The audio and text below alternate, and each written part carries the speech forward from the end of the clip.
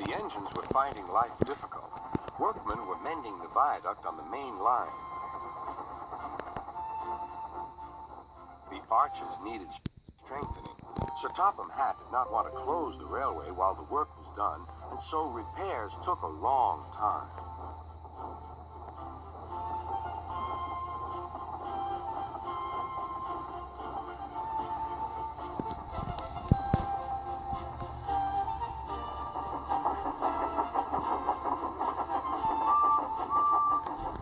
Engines had to take great care when crossing the viaduct, and the delay often made them late on their journey to the junction, where they knew Thomas would be ready to collect his passengers.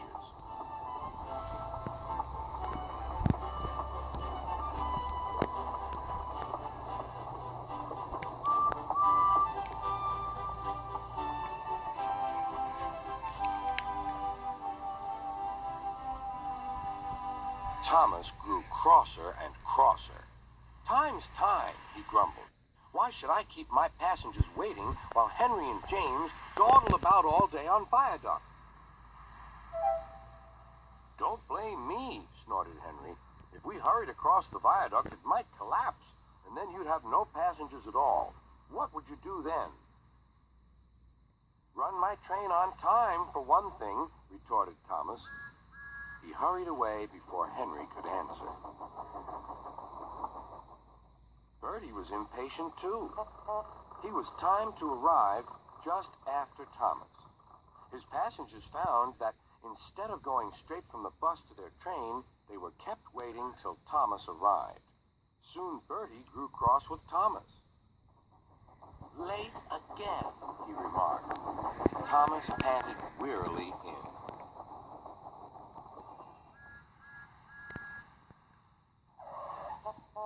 "We may be friends, but I thought you could go fast, Thomas. It's time we had another race. I reckon I could beat you now." Thomas let off steam loudly. "Rubbish!" he hissed fiercely. "It's those main line engines. They dither about on the viaduct, and they blame Sir Topham Hatt's workmen. It's just an excuse for laziness, if you ask me."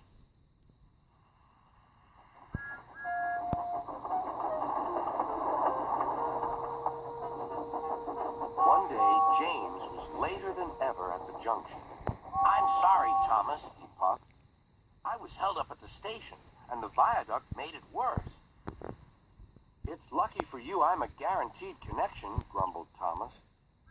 Before James could answer, he puffed importantly away. Come along," he panted to the coaches.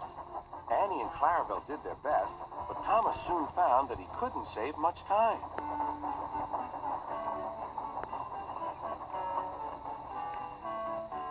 Suddenly, Thomas saw Bertie ahead. His radiator was steaming. "What's the matter?" asked Thomas. "You should be at the station by now. You're late." "I feel dreadful," moaned Bertie. "All upset inside, and driver says he can't make me better." "Thank goodness you're late, too. Can you take my passengers, please? They'll never get home otherwise." "Of course," agreed Thomas. He now felt sorry for Bertie and promised to get help at the next station. Thomas set off again. Already he felt much more cheerful, and Bertie's passengers, traveling in Annie and Clarabelle, all reached home safely. When Bertie was better, he came to thank Thomas. "I'm sorry I teased you about being late." "That's all right," replied Thomas. "I'm glad I could help. There are times when being late isn't such a bad thing after all." With a last cheerful greeting, the two friends went back to work.